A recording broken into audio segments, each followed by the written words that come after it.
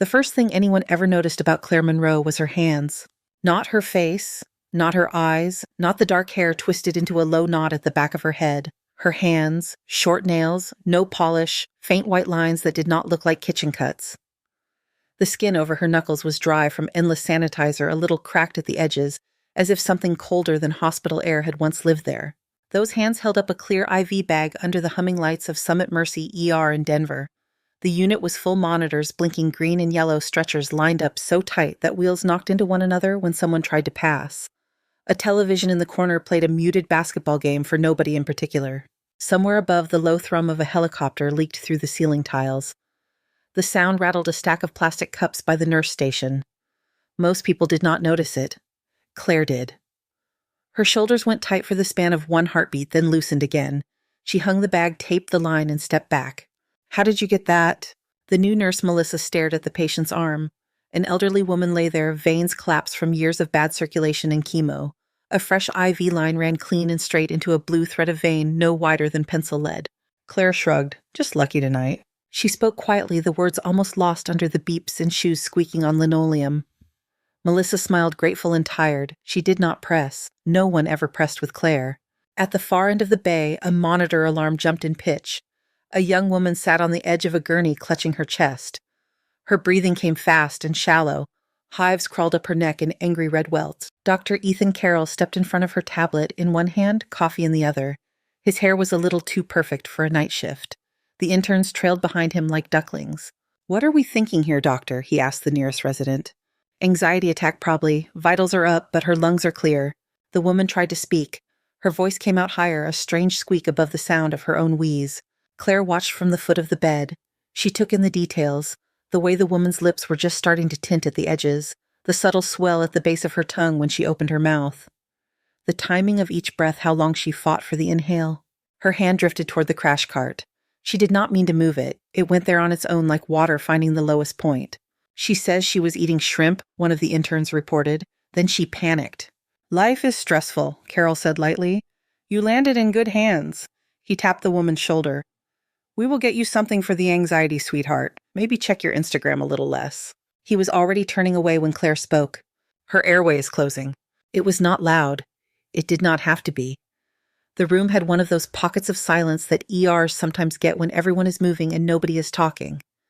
Her voice slipped right into it. Carol paused. He glanced back, one eyebrow raised. "Excuse me." Claire's eyes did not leave the patient. Her voice changed. "Streetor, tongue is swelling. She's pulling hard for air. It is not panic." One of the interns shifted his weight. Melissa bit her lip. Carol looked annoyed. "We listened. Her lungs are clear."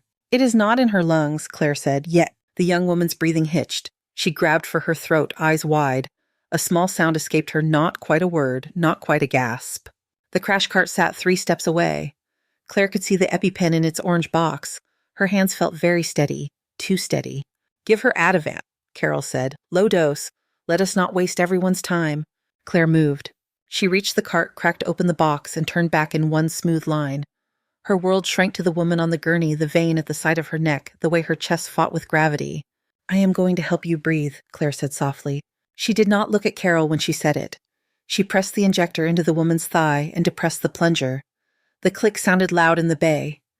A beat later, the woman's next breath came easier. Not perfect, but less desperate. Color crept back toward the center of her lips. The intern stared. Melissa let out a breath she had been holding. Carol's jaw tightened.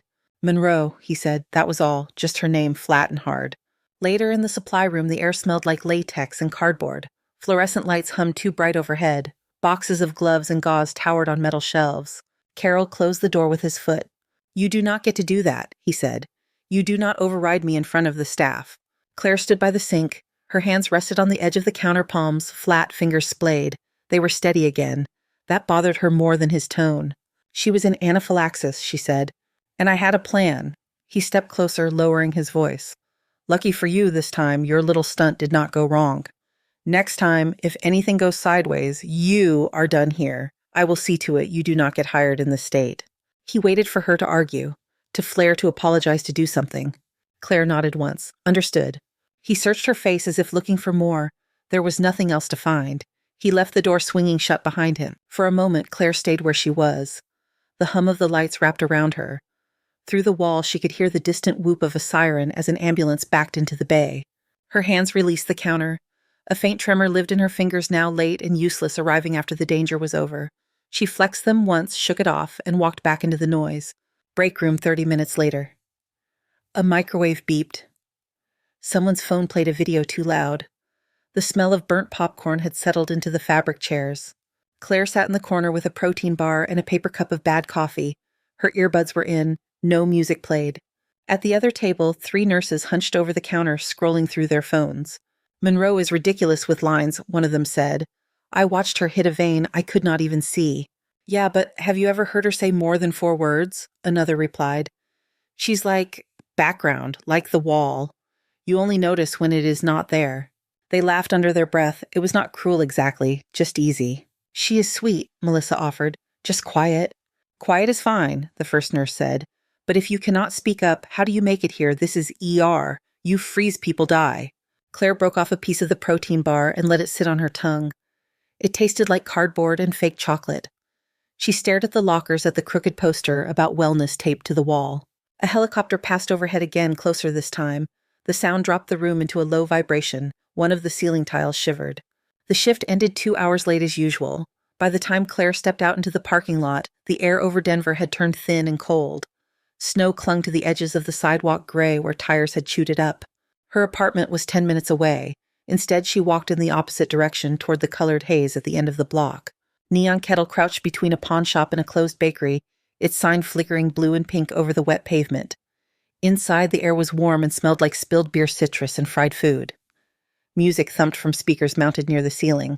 The bartender glanced at her scrub top at the hospital badge clipped to her pocket. "Rough night." "Something like that," Claire said. "What can I get you?" "Water with lime." He gave her a look that hovered between amusement and respect, then filled a tall glass with ice and handed it over. She took a booth in the corner where the shadows collided and the neon smeared across the tabletop. Her body was tired in a way that had no simple cure. There was a different kind of ache behind her ribs that she did not name. At the bar, 4 men in expensive shirts leaned on their elbows, ties loosened, cheeks flushed from alcohol. Their laughter cut through the music every few minutes. One of them, the loudest, noticed Claire. His gaze moved over the scrub top, the cheap sneakers, the hospital badge. He nudged his friend. "Look who wandered in from the night shift," he said. "Janitor's off duty." His friend smirked. "You think she's a nurse?" "Nah. Real nurses do not hide in the corner with tap water. They are tougher than that." "Some people are not built for real pressure," they said. Another added. "Weak ones should not be anywhere near trauma bays." The comments were not shouted, but they did not need to be. Sound carries in rooms like this. It finds its way to the ears that least want to hear it. Claire kept her eyes on the slice of lime in her glass. Green translucent seeds like tiny pale eyes staring back. The noise washed over her. This part was familiar. Background static in a different costume. Her right hand slipped into the pocket of her coat, folded beside her in the booth. Her fingers brushed against plastic cool and rigid. She closed around it and pulled it just far enough to feel the edge. An ID card. Not the one clipped to her scrub top. This one was older, the laminate clouded near the corners. The photo showed a younger version of her in a uniform hat tucked under one arm, posture straighter. The words, United States Air Force, were printed along the top. Above the name line, 3 small letters, Captain. Behind the card, caught in the same pocket, her fingers found fabric. Rough thick with a stitched emblem. A pair of wings wrapped around a helicopter silhouette and the faded text, Sky Med 7. The top edge was torn a jagged line of missing thread. Her thumb settled on the rip and stayed there. She drew a slow breath, let it out. For a second, the music in the bar blurred with a memory of rotor noise, louder and closer than the hospital roof. "Not here," she whispered, barely moving her lips. Claire slipped the card and the patch back into the pocket and drained the rest of her water. The ice clinked in the empty glass. She left a tip on the table, stood, and pulled on her coat. The men at the bar were still laughing. The neon still bled across the wet floor. Claire walked past them without looking up, pushed open the door, and stepped back into the cold night air of Colfax Avenue. The street was slick with melted snow. Somewhere in the distance, tires hissed on wet asphalt.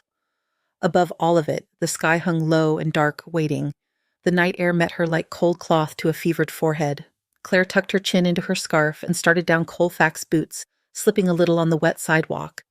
Streetlights painted long, pale puddles across the asphalt.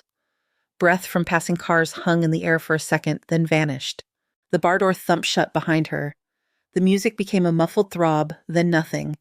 She could still feel the weight of the patch in her pocket, a square of fabric against her thigh warm from her hand. She kept walking.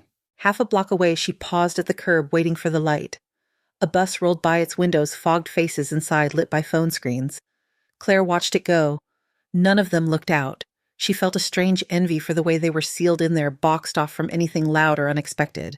The light changed. She stepped off the curb. The first hint of change was sound. The city had its own noise, the familiar mix of tires on wet pavement. Engines changing gears, distant siren, a dog, barking on some side street. It all ran together in a texture her brain knew well. Then something heavier slid beneath it. A low thrum deep enough that she felt it before she fully heard it. Her boot soles vibrated on the crosswalk paint. The hair on her arm stood up inside her sleeves. Somewhere across the street, a metal sign jangled against its post. Claire stopped walking. She lifted her head. The sound grew in a quick, steep climb, gathering weight as it came. Not the smaller rescue chopper from the hospital roof. Bigger. Meaner. The pitch wrapped around her ribs like a hand. She knew that frequency. It had lived in her bones before. On the sidewalk, a teenager pulled out his phone, eyes scanning the sky. A couple outside a taco place looked up and pointed. Someone laughed once high and disbelieving. The helicopter burst out from behind a bank tower, black against the low clouds. It descended fast, too fast for anything civilian. Wind tore down with it. Napkins flew off outdoor tables. A trash can lid rolled into the street. Rotor wash hit Claire like a physical shove. She squinted, hair whipping against her face coat, snapping around her legs. Headlights bounced across the pavement as drivers slammed on their brakes. A sedan stopped sideways in the lane. Horns blared, then cut off when people realized what they were looking at. The machine did not belong to the street. It looked like something carved out of night and metal forced into the narrow space between buildings. Matte, black-skinned side door, open interior lit in dim red. Markings that only made sense if you had been trained to read them. It bled power into the air. The neon sign of Neon Kettle flickered wildly, then one tube went dark with a sharp snap. The helicopter hovered just above the asphalt. Then, with a practiced violence, it dropped the last few feet. The skids kissed the street hard enough that Claire felt it in her knees. People were shouting now. Cars lurched backwards, tires squealing as drivers tried to clear a space. Phones rose like a field of tiny stars, every lens turned toward the impossible thing on Colfax Avenue. The door gunner waved an arm, motioning civilians back. His voice came through a loudhailer chopped by the rotors. United States Air Force, clear the street now. 2 ropes snaked down from the belly of the machine. Figures slid along them, dark armor and gear glinting in the scattered light. 6 of them hit the pavement in quick succession, knees flexed, rifles slung but ready. They moved with the calm chemistry of people who had practiced this motion in too many places that smelled like smoke. The nearest officer swept the crowd with a sharp look, then pressed fingers to the headset at his ear. "We are on site," he said, initiating locate. Claire stood rooted to the crosswalk. She had not moved since the sound first shifted. Her lungs worked but slowly, like someone had dialed down their capacity. Her fingers dug into the lining of her pocket. One of the ropes twitched. A 7th figure dropped slower than the others. He landed, straightened, and pulled his helmet off. Short blonde hair stuck up at odd angles. His uniform bore a major's insignia on the chest. The name tape over his heart read Brandt. He scanned the faces closest to him, quick, precise. People backed away, hands raised, mouths moving too fast to form questions. A woman tried to talk to him, shouting about traffic, about the noise. He did not glance at her. He lifted the loudhailer to his mouth. "We are looking for Captain Claire Monroe," he called. "Repeat, Captain Claire Monroe, United States Air Force. Make yourself known. Everyone else step back." The words should not have carried over the rotor noise in the city, but they did. They slid under the thundering blades and hit Claire square in the chest. Someone inside Neon Kettle screamed. The bar door banged open again. The bartender, Mike, stumbled out, wiping his hands on a towel that had been white at some point earlier in the evening. Glass from a broken window crunched under his sneakers. He stared at the helicopter, then at the soldiers, then his gaze snagged on Claire. "The quiet nurse," he said too softly for anyone to hear. His eyes went wider. He pointed, arm shaking. His voice rose. "Her. She's right there. She just left. The quiet one." Major Brandt followed his finger. For a heartbeat, his expression was blank. Just another face in the crowd to assess and discard. Then his eyes locked on her hospital badge, the outline of her jaw, the stance of someone who was ready to move in any direction.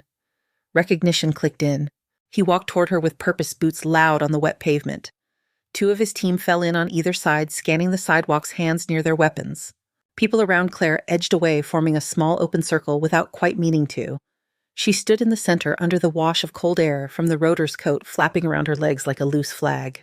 Brant stopped an arm's length from her and snapped a salute so exact that the motion cut through the chaos like clean glass.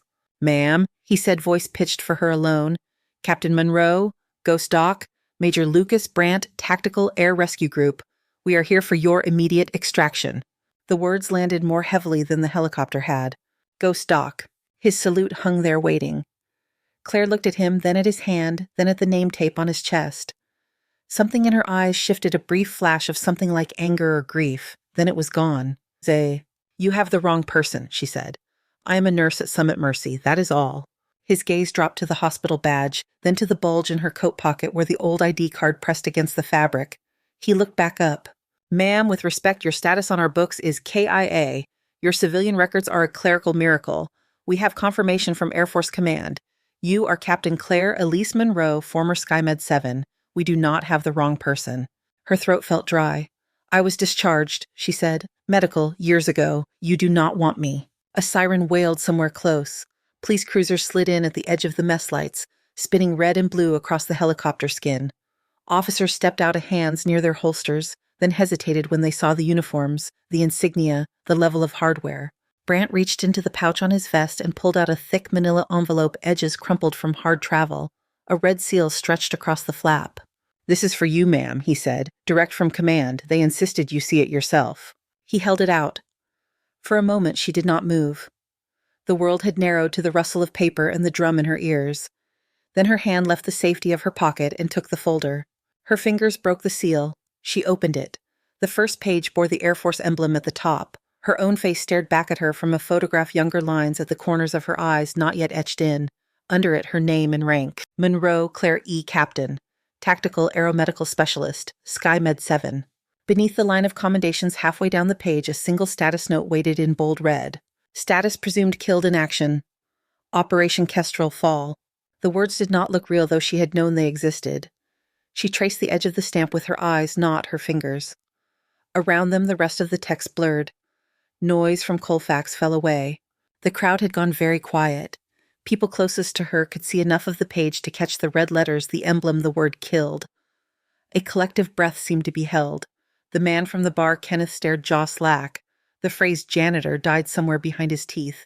Brant spoke again, softer now. "Camp Kestrel is in whiteout conditions, Pompeo," he said. "Our forward base is losing power faster than we can bring it back. SkyMed 9 is pinned down. Their lead medic is down. Communications are intermittent. They requested the one person who knows their bypass protocols." He did not say the next part as if it were an honor. He said it like a fact. "They asked for you, ma'am, by call sign, Ghost Doc." A name surfaced through the fog in her head. "Hale," she said. It came out almost as a question. Brant nodded once. "Lieutenant Marcus Hale, chest wound from Kestrel Fall. Scar tissue is complicating the current trauma. He is decompensating. They do not trust anyone else to read his chest or improvise the old drains." The mention of the scar pulled a picture out of storage in her mind. Hale on a cot 4 years younger, shirt cut open, her own hands inside his chest cavity, while the world shook and burned around them. His eyes had been too clear for a man that hurt. "Do not let me die, stupid Doc," he had said. Claire blinked.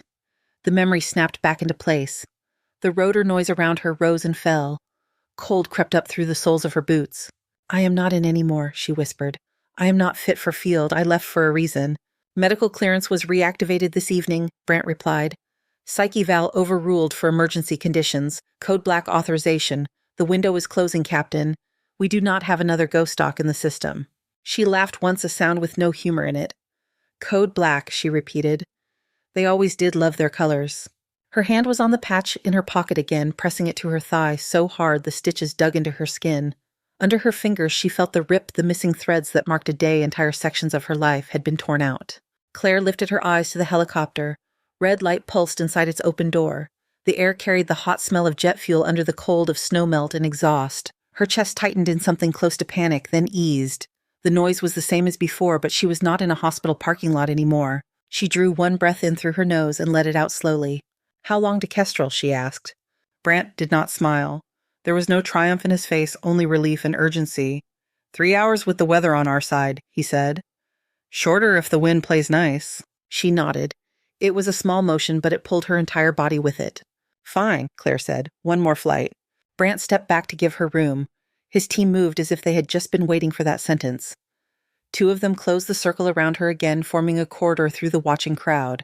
Someone started clapping near the sidewalk, a sharp, uncertain sound that faded as quickly as it had begun, embarrassed by its own existence. Most people only watched phones still raised. Their screens caught her profile as she walked toward the waiting machine. The skids loomed in front of her, wet steel slick with melted snow. The rotor wash lifted the edges of her coat, tugged at her hair, tried to push her back. She lifted one hand to steady herself and caught a glimpse of it in the harsh light. The same small scars, the same dry skin, the same hands that had taped IV lines and washed floors and held more of a person than anyone should ever have to hold. She set her boot on the step and climbed into the red-lit interior of the helicopter. The crew chief pulled the door in behind her with a heavy slam. Outside Colfax Avenue shrank away lines of cars and neon, bending at the edges of her vision. The last thing she saw through the thick window was the shattered bar sign, half-lit, flickering on and off as the rotors clawed them back into the sky. The helicopter climbed through Denver's dirty orange glow and into dark. The city fell away in a scatter of headlights and sodium lamps, then disappeared under a lid of low clouds. Inside the cabin, the air was warm and smelled like oil canvas and old sweat. Red lights along the ceiling turned faces into shapes and shadows. The noise of the rotors filled every space that breath could have occupied. It was not sound anymore so much as pressure, a constant shove in the chest and teeth. Claire sat on the narrow bench along the bulkhead, strapped in tight knees, almost touching the metal case across from her. Her scrub top was hidden beneath a borrowed flight jacket that still held someone else's smoke and rain. The patch in her pocket pressed against her leg every time the helicopter hit a pocket of rough air. Brant sat across from her, helmet back on, visor up. Between them were two medics and the crew chief. They spoke in short bursts over the intercom, their mouths moving under headsets. The words did not reach her. Her hands rested on her thighs, palm down, fingers slightly curved.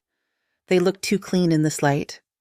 For a moment she saw them as they had been, once slick with blood that steamed in cold air, fingernails packed with dirt and sand, knuckles scraped from hitting the inside of armor as the world bounced and lurched.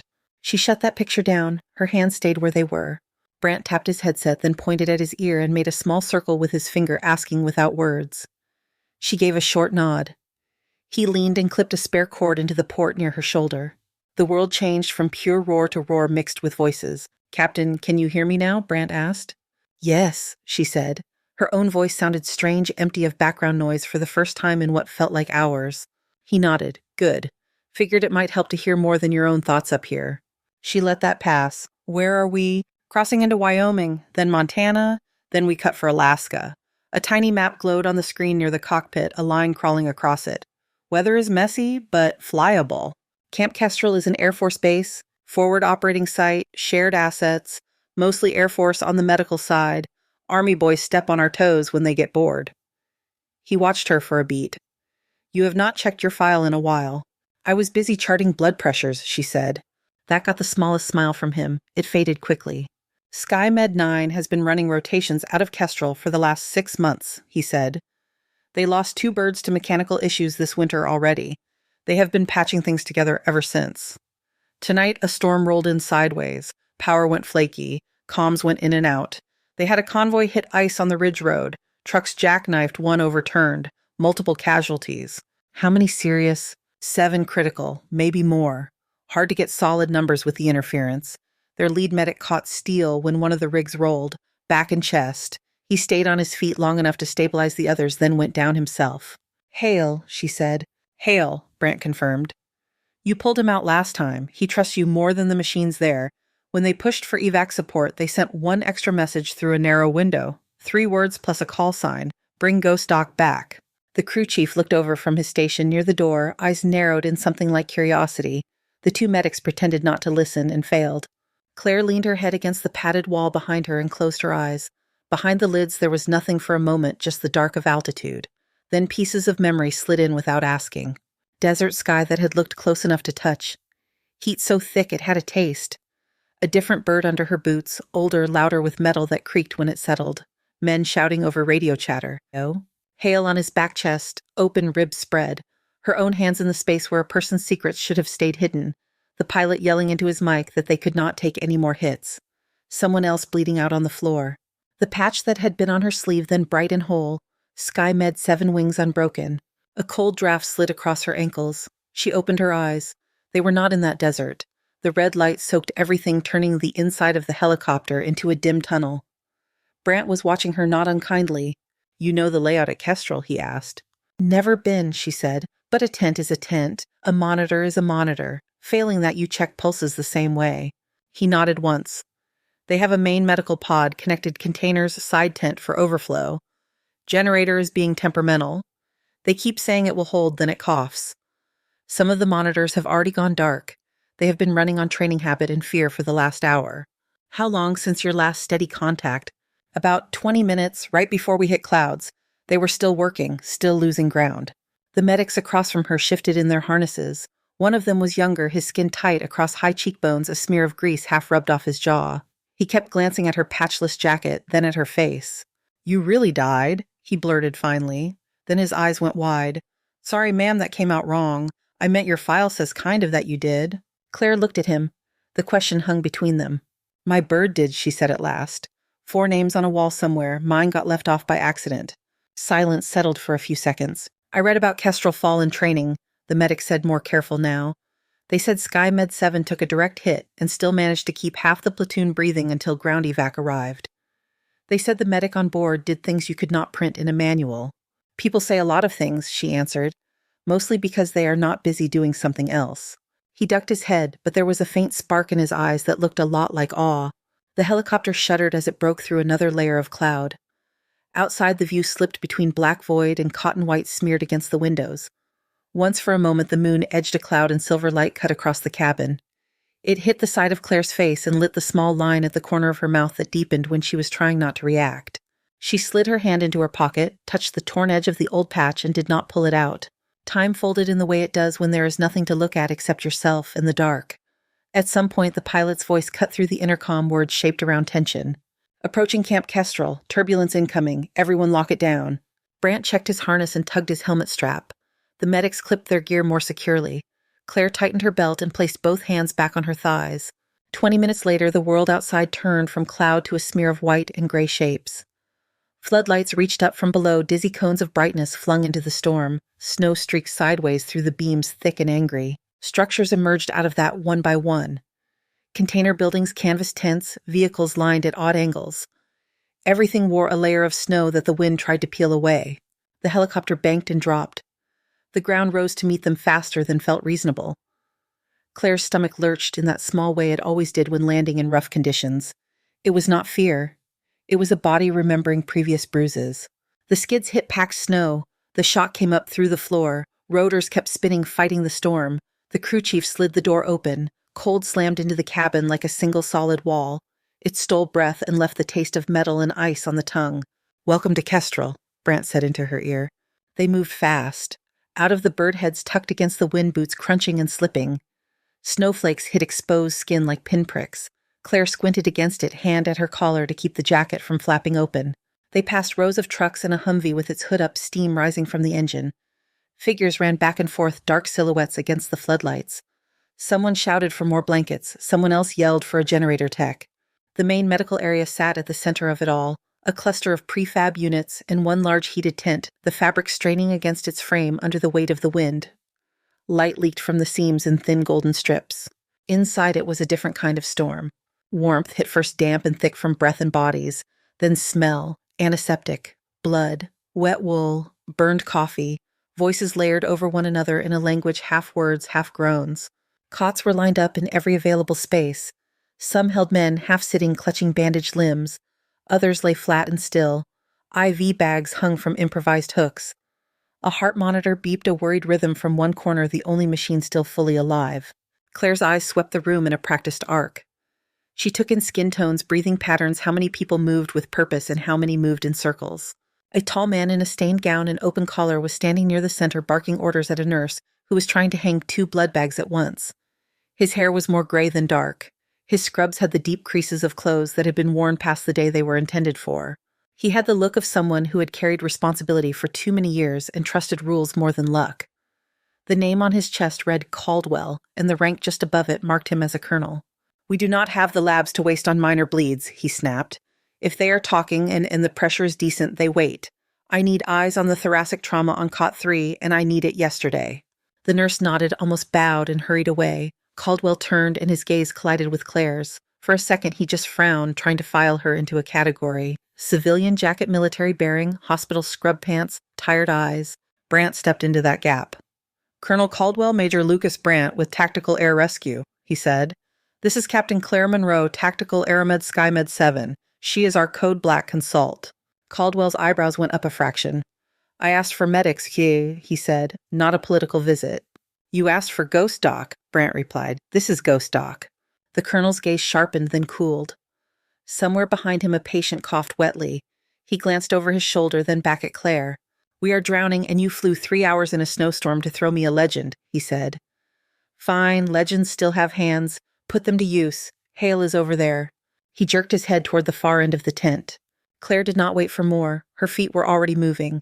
Marcus Hale lay on a narrow cot near the back, under a hanging lamp that flickered every few seconds. His face looked older than the last time she had seen him by a decade, though only 4 years had passed. Stubble shadowed his jaw. A thin line of sweat shone along his hairline despite the cold. His shirt had been cut away. Stark white bandages wrapped his chest, stained through in 2 places, one near the ribs on the left, one closer to his spine. His breathing was wrong, not just fast but uneven, like one side of his body had forgotten how to do the work. Claire stepped close and put her hand on his chest, fingers spreading over the bandages, feeling through layers of cloth and gauze for the map she had memorized once by touch. The noise of the tent faded. All that mattered was the rise and fall under her palm, the subtle resistance of trapped air, the way his heartbeat tapped against her fingers, too hard in some places and too faint in others. Her other hand hovered over the old scar under the dressing, remembering exactly where the bone had been cut and where it had grown back more stubborn than before. "Step aside." The voice came from just behind her shoulder. "Colonel Caldwell." Claire did not move her hand. He came closer, bringing the smell of coffee and stress. His boots stopped at the edge of the cot. From the corner of her eye, she saw the lines around his mouth pressed tight from too many bad hours in a row. "I said I needed a thoracic surgeon on this one," he said, "not a consultant with a story." "He does not need a surgeon yet," Claire answered. Her palm stayed flat on Hale's chest. Beneath the bandages, his ribs rose and fell in an uneven pattern. The left side lagged. The right side seemed to be doing all the work, straining harder with each breath. Caldwell crossed his arms. "You have been in my tent for 3 minutes, Captain. You do not get to rewrite my priorities." Claire finally looked up at him. Her eyes were calm and very tired. "His mediastinum is shifted, Chia. Yeah, she said. Air is trapped between his lung and his chest wall. Old scar tissue is acting like a pocket. His heart is getting squeezed. If we do not relieve that pressure, he will arrest in under a minute." He snorted. "We have no imaging, and half the monitors are dead. You expect me to trust a guess." "It is not a guess." She tapped 2 fingers gently on the bandage, marking an invisible line. 4 years ago, they cut him here. I was standing on his right when I held the rib retractor. The scar you see is not what his chest looks like inside. There is a shelf of bone here now and a web of adhesions that will trap air faster than normal. You cannot see it. I can feel it. Move. The words were not loud, but they carried. Conversations nearby slowed. A medic halfway through hanging a bag of saline turned his head. Caldwell did not step back. "I am the senior medical officer," he said. "You do not walk in from Denver and start issuing orders to my staff." Claire glanced at the monitor beside the cot. The waveform jerked uneven. The numbers in the corner shifted, dropping 2 points. She met his eyes again. "Colonel," she said quietly, "if you stay in front of me, Lieutenant Hale will be dead in 20 seconds. There was no drama in her tone, only math. "Count them if you want," she added, "but do it somewhere that is not between me and his chest." For a heartbeat, Caldwell held his ground. Then he saw something in her face that did not match the quiet nurse in his imagination. He looked at her hand steady on Hale's ribs. He looked at Hale's mouth already tinged at the edges. He stepped aside. "Fine," he said, "you own this." "I already did," she said. "That is the most Slayer said." She turned to the nearest medic, the younger one from the flight, who had asked if she really died. "I need a 14-gauge needle, the longest you have," she said. "Plastic tubing at least 30 inches, a bottle of sterile water, clear tape, scalpel, now." He moved, bumping into another cart in his hurry. Somebody swore.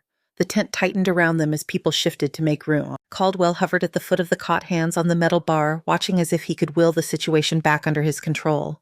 The medic returned with supplies gathered in a plastic tray. Claire grabbed the bottle, first tore off its cap with her teeth and filled it halfway from a bag of saline. The water trembled with each vibration of the wind outside. She slid a pair of sterile gloves over her dry hands. The latex snapped at her wrists. Her fingers flexed sure and quick. "Lift the bandage," she told the medic. "Just enough." He peeled the gauze back from one side of Hale's chest.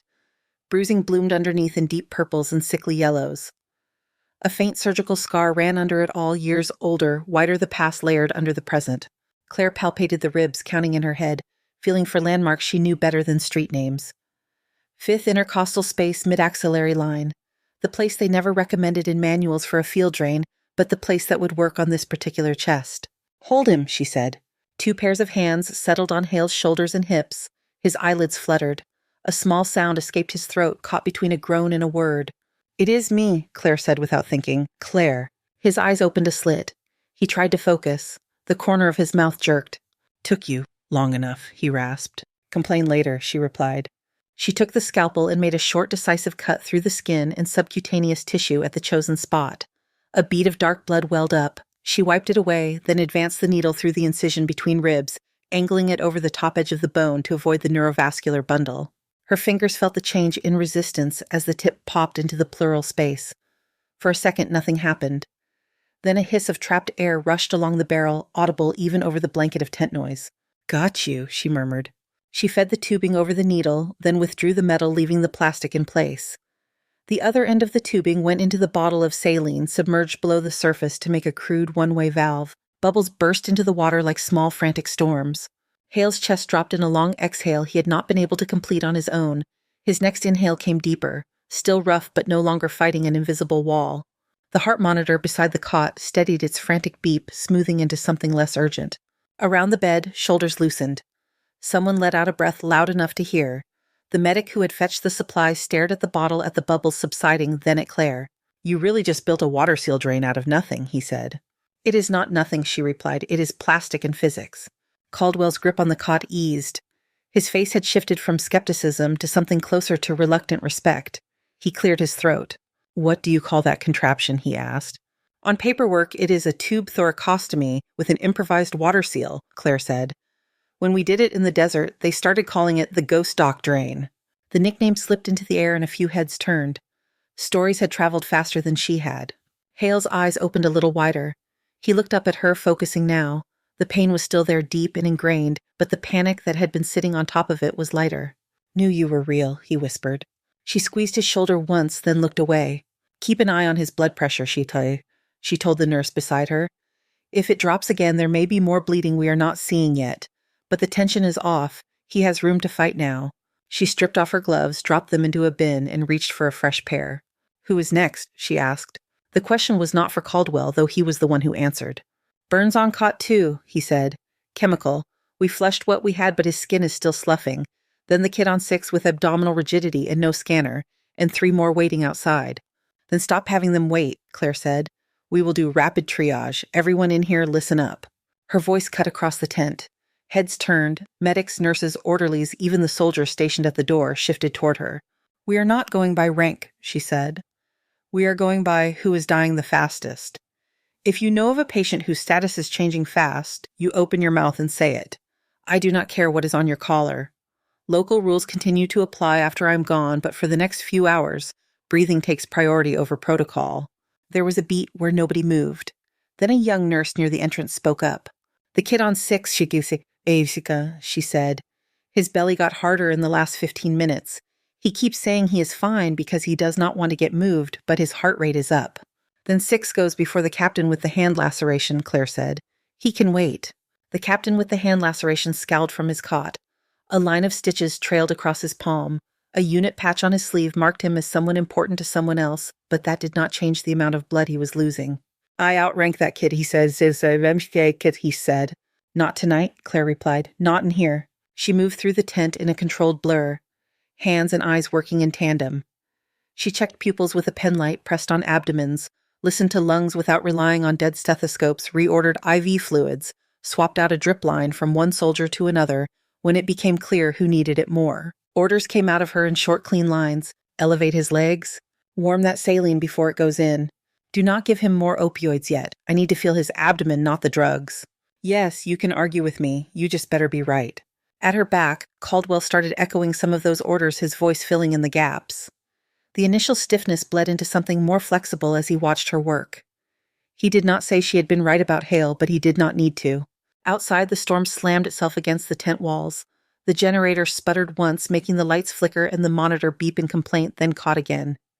Each time it dipped, people looked up, waiting for it to fail. Each time it survived, they looked back down and kept moving. Eventually, inevitably, word of what was happening traveled beyond the canvas. General Avery Holt stepped into the tent without fanfare. Snow clung to the shoulders of his parka. He peeled off his gloves as he walked, eyes scanning the room with the quick assessment of someone who has seen battlefields in too many climates. He saw Caldwell first took in the strain on the colonel's face, the blood on his sleeves. Then his gaze slid past him and found Claire. She was bent over a young soldier, fingers pressed against the inside of the man's wrist, counting silently. Her hair had worked its way loose from its tie. A strand stuck to her cheek. She brushed it away with the back of her wrist, never breaking contact with the pulse. "Captain Monroe," Holt called. Claire finished her count, nodded to the nurse beside her, and straightened. She turned toward the voice. For a moment there was no rank between them, just recognition of someone who had walked away from a place where others had not. Holt came to attention and raised his hand in a crisp salute, edges sharp angle perfect. "Captain Claire Monroe," he said. "Ghost Doc, on behalf of every breathing soul in this tent, welcome back to the fight. We thought we lost you at Kestrel Fall." The room stilled. Even the generator seemed to hold its breath for a beat. Claire hesitated, then returned the salute. The gesture felt rusty, but still embedded in muscle memory. "I was lost," she said. "You just took a while to find me again." A ghost of a smile touched the general's mouth. "Whatever paperwork said," he replied, "I am glad the rumors were wrong." Near the door, one of the medics had his phone out. He was not texting. The camera was pointed down, set face up on a crate, working in that careless way people sometimes record life when their hands are busy. The shaky footage caught the general's salute, the way the tent seemed to bend toward that moment. It caught a glimpse of Claire in borrowed jacket and blood on her gloves, standing solid in the middle of chaos. Hours later, that clip would jump from one device to another, leaving the storm for warmer rooms. In the neon kettle, the bartender would lean against the counter, watching the screen above the liquor shelf as a news anchor spoke over the video. His hand would tighten on the rag he held when he recognized the quiet woman from the corner booth standing under military lights. In a break room at Summit Mercy, nurses would gather in front of a mounted television, their sandwiches forgotten.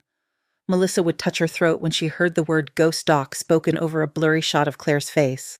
Dr. Ethan Carroll would sit alone in his office blinds, half-drawn the glow from his laptop, painting his features as he read a report stamped with the same emblem that had been on the folder Claire opened on Colfax.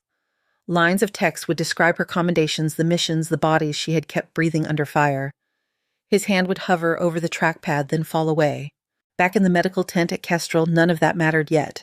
There were still bandages to change and fluids to hang and a boy on cot 6, whose abdomen needed rechecking. Claire moved to the next bed, fingers already reaching for a new set of gloves. The rotors outside beat a steady rhythm she no longer flinched at. Inside her chest, something old shifted, not breaking apart this time, but settling into a place it had been meant to hold. Summit Mercy looked different on television. The camera made the lobby brighter, the floor shinier, the logo behind the reception desk more self-important. The anchor on the evening news smiled with practiced warmth as footage rolled of the hospital entrance, snow piling at the curb, people hurrying in with collars up. Sources confirm that Captain Claire Monroe, also known by the call sign Ghost Doc, has been working here in Denver as a night shift nurse, the anchor said. Colleagues describe her as quiet and diligent. Military records describe her as presumed killed in action. Comments crawled across screens in living rooms and bars. At the neon kettle, someone had turned the volume up. Kenneth sat frozen on his barstool, fingers wrapped around a beer he no longer tasted. On the screen above the bottles, the clip played again. A grainy shot of Colfax, the helicopter on the wet asphalt, the ring of soldiers around a figure in scrub pants and a dark coat. The feed cut to the medical tent, the general's salute, the faint profile of Claire answering it. "That is her, the bartender said. "That is her. That is the lady who ordered water." Kenneth did not answer. His own voice replayed in his head instead, clear as if someone had recorded it. "Janitor's off duty. Real nurses do not hide in the corner." He set the beer down carefully and pushed away from the bar, shaky. For a second, he thought about walking to Summit Mercy and waiting in the lobby to say something. Then he imagined that scene, him standing there with words too late, and sat back down instead. In the hospital break room, the same video played on a smaller screen. Nurses clustered around it, their scrubs wrinkled their hair, pulled back in practical knots. A half-eaten sandwich sagged on the table. "That is Claire," Melissa said barely above a whisper. "That is our Claire." Captain Monroe, one of the older nurses corrected quietly, though her eyes were as wide as anyone's. The clip zoomed in on the tent. The image shook, refocused, caught the moment the general raised his hand. The caption at the bottom read, "Ghost Doc returns." "She never said," another nurse murmured. "Not one hint." "Would you have believed her?" someone asked. Silence answered. In his office, Dr. Ethan Carroll watched without sound. The television was off. The video on his laptop looped the same 30 seconds over and over. The report from the Air Force sat open in another window. He had read it 3 times and still did not feel finished. Lines of text listed missions, commendations, casualty numbers. One paragraph described a field procedure involving improvised chest drains. His eyes snagged on a phrase, "Recognized for decisive action in high-risk settings, demonstrating exceptional clinical judgment under fire." He thought about the supply closet, about his own voice, sharp and tight. "Lucky for you this time your little stunt did not go wrong." His hand hovered over the trackpad, then closed the lid instead. The room went dark except for the thin line of light under the door from the hallway. Somewhere out there, a monitor beeped. Someone called for a nurse. He stayed where he was, feeling the weight of a decision he had misread. The storm over Camp Kestrel finally burned itself out. Snow lay in thick drifts against the container walls. Exhaust pipes puffed weak trails of white into air that had stopped moving. Inside the main tent, the tempo slowed. The worst of the bleeding had been controlled. The most unstable patients were either stabilizing or had gone somewhere quieter without machines. The half-dead look in the staff's eyes softened into plain exhaustion. Claire sat on an overturned crate near Hale's cot, for a moment, elbows on her knees. Her gloves were off. Her fingers bore the faint red marks of pressure under the nails. Hale slept his breaths, even the improvised drain still burbling faintly in its bottle. Brant appeared beside her carrying 2 paper cups. Steam rose from both. He handed one to her. "It is not good," he said. "Mohyang. Yeah, but it is hot." She took it. The coffee tasted like burnt rubber in relief. "Your ride back will be ready in a few hours," he added. "Weather is clearing.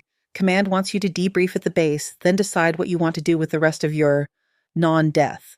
She made a sound that might have been a laugh. "We will see," she said. Holt came by once more, clapped a hand briefly on her shoulder, and moved on. Caldwell stopped in front of her without quite looking at her, then did. His shoulders slumped a little as if he had been holding his posture stiff for too long.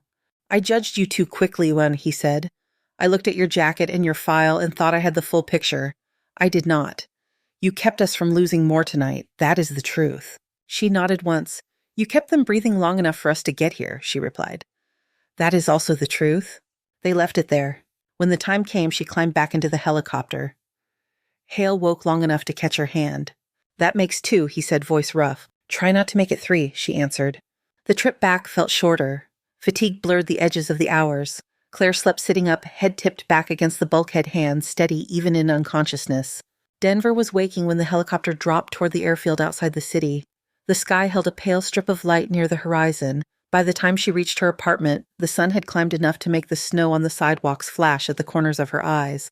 She slept there too for a while. No alarms, no codes called over an intercom, just the shallow, dreamless sleep of a body that has used up everything it had to give. When she woke late that afternoon, the world had already been talking about her for hours. There were voicemails from numbers she did not know, emails from journalists from someone claiming to be writing a book about combat medicine from a high school friend who had not spoken to her in 10 years. Someone had slid a letter under her door from the building manager asking politely if she could try to keep the noise down next time a helicopter landed on her street. Claire deleted the voicemails. The email stayed unread. She showered, dressed in clean scrubs, clipped her Summit Mercy badge back on, and went to work. She walked into the hospital through the staff entrance. The hallway smelled the same. Neutral cleaner, coffee, a hint of something fried from the cafeteria vents. For a second, she let herself believe it would all be the same too. It was not. As she rounded the corner toward the ER, she slowed. They were lined up along the walls. Doctors in white coats, nurses in scrubs, techs in polos with hospital logos on the chest. Even the security guard from the front desk. They stood in 2 rows facing each other, forming a long corridor from the elevator to the double doors that led into the main bay. No one spoke. The usual chatter was gone. Machines still beeped somewhere beyond the doors, but here the only sound was the soft shift of fabric and the distant squeak of a cart. For a moment, Claire thought she had walked into the wrong place. Then she recognized faces. Melissa, eyes bright, the older nurse who always brought cookies on night shifts, the respiratory therapist who had once taught her a quicker way to set up a vent circuit.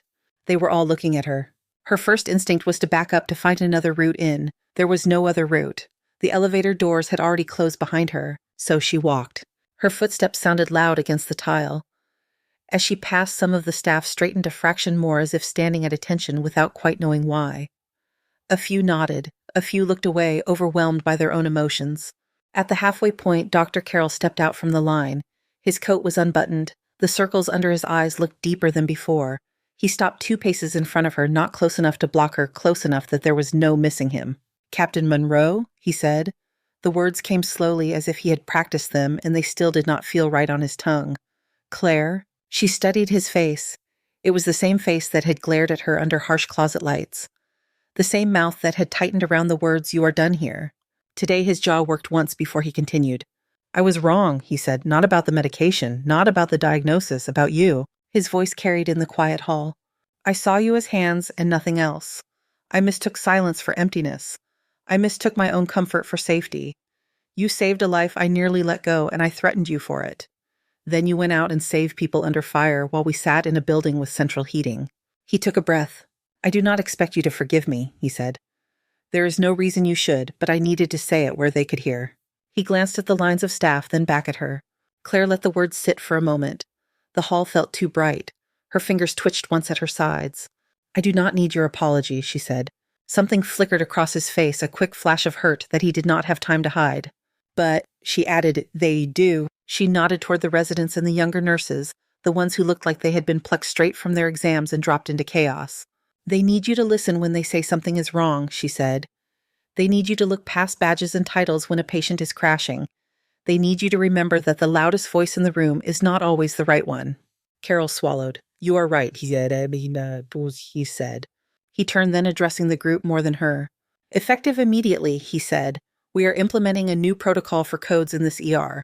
During resuscitations and critical situations, any staff member, regardless of rank or title, is authorized and expected to speak up if they see a risk to the patient. That means questioning orders. That means challenging me. That means backing it up with clinical facts." He paused. "We will call it the Monroe Protocol, he continued. "And if anyone asks why, you can tell them it is because Ghost Doc did not wait for permission to save a life." A ripple went through the crowd. Not applause, something quieter, heavier. Melissa stepped forward, eyes shining. Her hands twisted in the hem of her scrub top.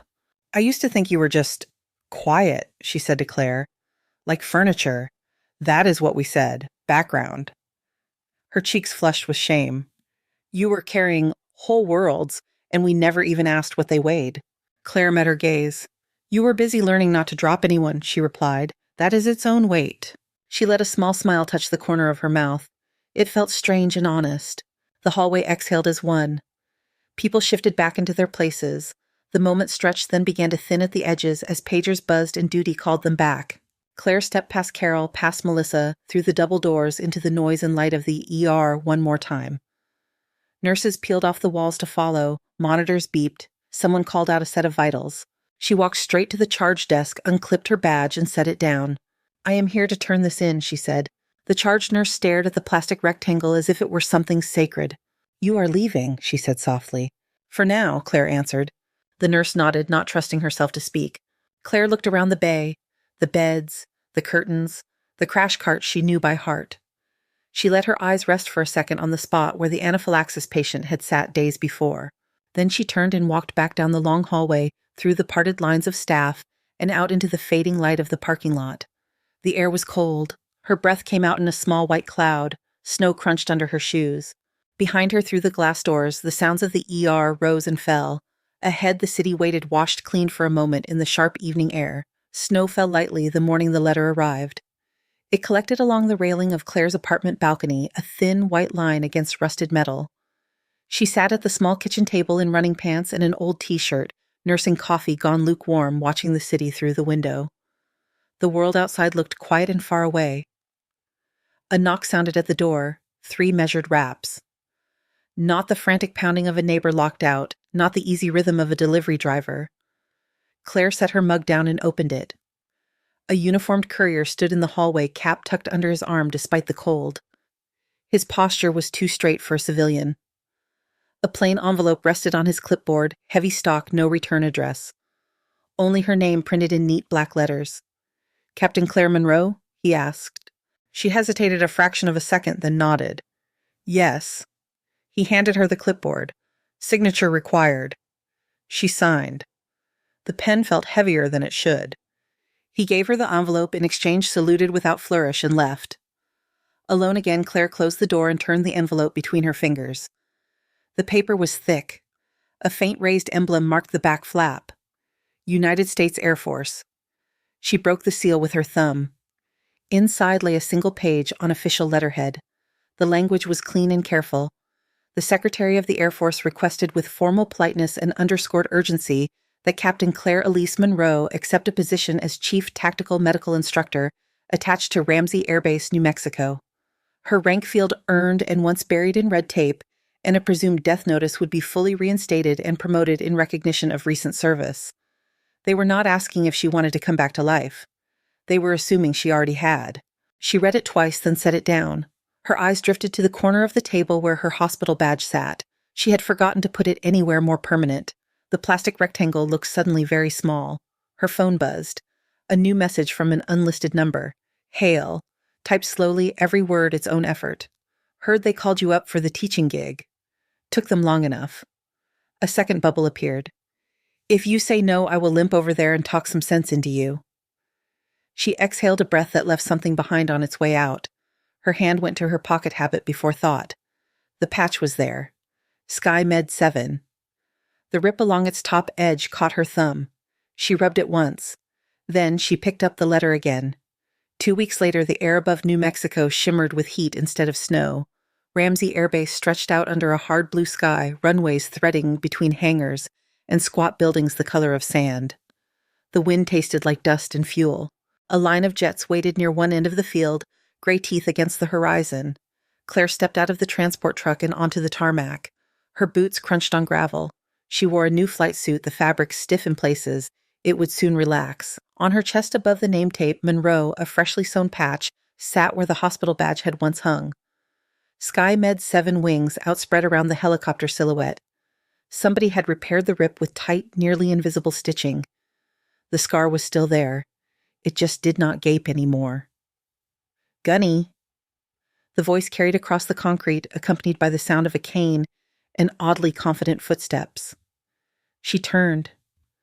Marcus Hale was coming toward her from the direction of the main building, wearing a uniform top over worn jeans. A brace peeked over the top of his boot. His gait had a new unevenness that he wore like a badge. He stopped in front of her and snapped a salute that wobbled only slightly. She answered it in kind. "You look alive," he said. "I like it." "You look like you are abusing your physical therapy guidelines," she replied. "Therapist says walk is tolerated." He grinned. "I tolerate a lot." For a moment they simply stood there, the roar of a taxiing jet filling the silence between them. Then his smile faded into something more serious. "I meant what I texted, he said. "We need you here. New kids out there are good, but they are missing something. The manuals do not teach how to hear a chest like you do, or how to tell a colonel to move." "They should not have to," she answered. "Maybe," he said. "But they will. Better they learn from someone who knows where the line is." A group of recruits waited in the shadow of a hangar across the way. 50 of them give or take. They were dressed in training fatigues, caps on straight faces, open and tense in the way of people trying to look like they had it under control. Some stole glances at her, then looked away when she met their eyes. "They have all seen the video," Hale said. "They traded it around like a campfire story. They call you Ghost Doc like it is a movie title." "That is unfortunate," Claire said. "It is useful, clarifications. They will listen before you have to prove anything." She did not argue with that. They walked together toward the hangar. Inside, the air was cooler fans, pushing it in slow circles overhead. Tables had been set aside. A makeshift classroom was marked by rows of metal chairs, and a projection screen rolled down from the ceiling. A dummy on a stretcher waited near the front, wrapped in a training harness expression molded into neutral distress. General Holt stood near the entrance, speaking quietly with another officer. He broke off when he saw Claire. "Captain Two," he said. "Good to see you upright and willingly on a base this time." "General," she replied. He scanned her flight suit, his gaze lingering on the Sky Med patch, then nodded once, satisfied. Your students are ready, Holt said. Try not to scare them all on the first day. We need at least half of them to stick around. No promises, she said. He moved aside, leaving the path open. Claire walked to the front of the room. The murmur of conversation among the recruits dropped away as she approached. She could feel their eyes on her, feel the way they sat a fraction straighter. She stopped next to the stretcher and turned to face them. My name is Claire Monroe, she said. Some of you have heard another name. You can use either as long as you remember why you are saying it. A few nervous chuckles rippled in the front row, then died. She lifted her hands, palms facing them. These hands, she said, were once called weak, too quiet, useless, furniture. A flicker of recognition moved across the faces of the few who had read more than headlines. They have also held a man's heart while rotors beat overhead and the floor shook, she continued. They have cut into bone in places no book told me I was allowed to touch. They have restarted lungs with nothing but a plastic tube and a water bottle. She lowered her hands. You will be told that your rank is on your collar, she said. That is only part of it. Your real rank is what you can do when someone is bleeding in front of you, and there is no one else coming through that door. Your real authority is how well you understand what is happening under your fingers. She let that sit, then went on. In this program, you will learn the Monroe Rule as doctrine. When a life is at stake, you speak up. You challenge orders you believe will harm a patient. You trust your training more than you trust comfort. That means you may argue with people who can end your career. If you are right, I will stand between you and the fallout. If you are wrong, you will learn why so you do not make the same mistake twice. A hand in the middle row rose hesitantly. Ma'am, a recruit asked, what if we freeze? You will, Claire said. At some point you will. The trick is learning how to move anyway. Another hand went up near the back. Did you ever freeze? She thought of the first time she heard rotors over Summit Mercy, of how her shoulders had tightened without her consent. She thought of the moment on Colfax when the sound reached down inside her and curled around her spine. Yes, she said. More than once. The room was very quiet. And I am still here, she added. So will you be if you listen hard enough to what your fear is telling you and answer it with skill instead of silence. General Holt eased back against the wall, arms folded, watching her with a faint, approving half-smile. Hale had taken a seat on a crate near the door leg, stretched out, attention fixed on her like he was watching someone walk a high wire he had helped string. Claire moved to the dummy fingers, already reaching for the straps of the harness. All right, she said. We will start with chest trauma. The books will come later. For now, I want you to learn to feel the difference between air and blood under the skin. The recruits leaned forward. Outside on the tarmac, a helicopter lifted off. The sound rolled through the hangar, a low, familiar thunder. Claire paused for a heartbeat, head tilted, listening. The noise did not curl her shoulders this time. It settled into the background part of the working world. She tightened the strap on the dummy's chest and looked back at her students. Watch my hands, she said. Then use yours. Thank you so much for listening to today's story. If this story resonated with you or made you reflect, I'd love to hear your thoughts, so feel free to share them in the comments below. And don't forget to like, subscribe, and hit the notification bell so you won't miss the next story.